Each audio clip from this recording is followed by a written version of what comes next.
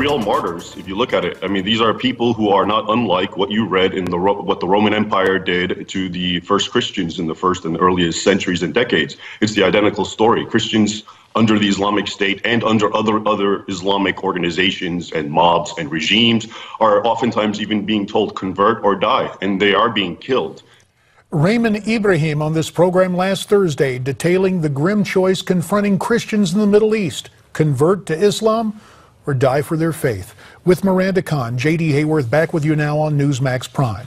J.D., that continued persecution has been met by relative silence in many international capitals, including our very own, and that leaves many asking, what will it take to awaken Washington and the Obama administration to this threat? We're joined now by someone who can give voice to what's at stake because he's experienced firsthand this persecution.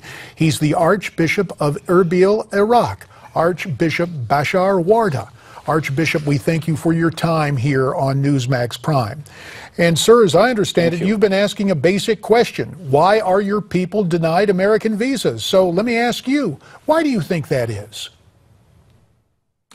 I don't know, because I'm not aware of the, what we call all the legislations that's behind granting a visa.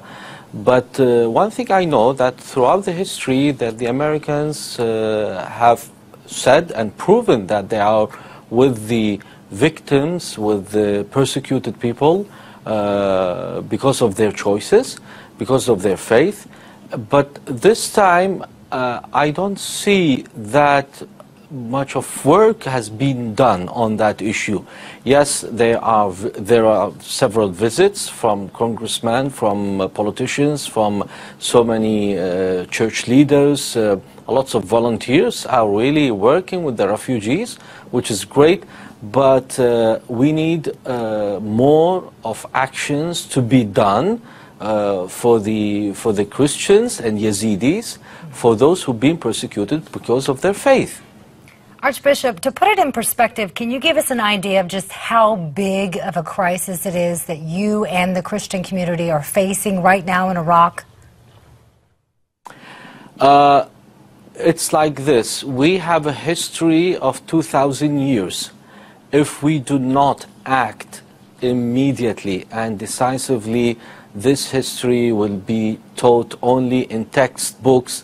Definitely not in Iraq, because this history have not been taught at all there in the curriculum. Probably in some of the museums and in other colleges, to say that there was Christianity active in this country. So if we do not act, this history will go on. Because imagine in 2003 we have some 1,200,000 Christians. Today we are speaking about less than 300,000 Christians, and everyone is asking, is there a future left in this country? And when you speak about the Yazidis, you are also speaking about another community. So if you are speaking about two indigenous communities of Iraq, if you like to say, forget about Christian, giving the name Christians, two indigenous people of Iraq is being under threat now. Now, if you don't stand for the Christian faith, at least stand for the victims of Yazidis and Christians together. And Archbishop, with that in mind, Yazidis, Christians, persecuted indigenous peoples. We know the stark choice we heard earlier was convert to Islam or die.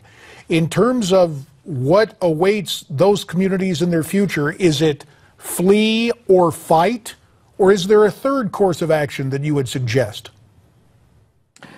Third course of action would be stopping Daesh, ISIS from advancing, which the Americans, the coalition, have did with the help of the Peshmerga, the Kurdistan fighters, and with the Iraqi army, at least stopping Daesh from advancing, then helping the community to sustain themselves, to be around the area, like in Kurdistan, where they live safely, to help them, sustain them.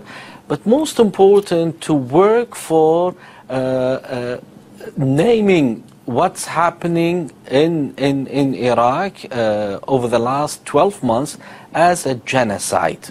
Once you name it rightly and justly, and you don't have to worry about the evidence, it's there. It's there.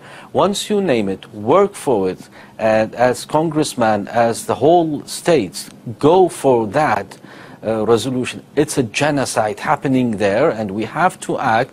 Then you are giving you are doing justice to the people, to the victims, and also acknowledging. Archbishop, we will have to leave it there, but your description of genocide rings in our ears, and we thank you for your comments. You heard what the Archbishop had to say. What are your comments? Reach out to us at newsmaxtv.com/comments, and we'll be right back.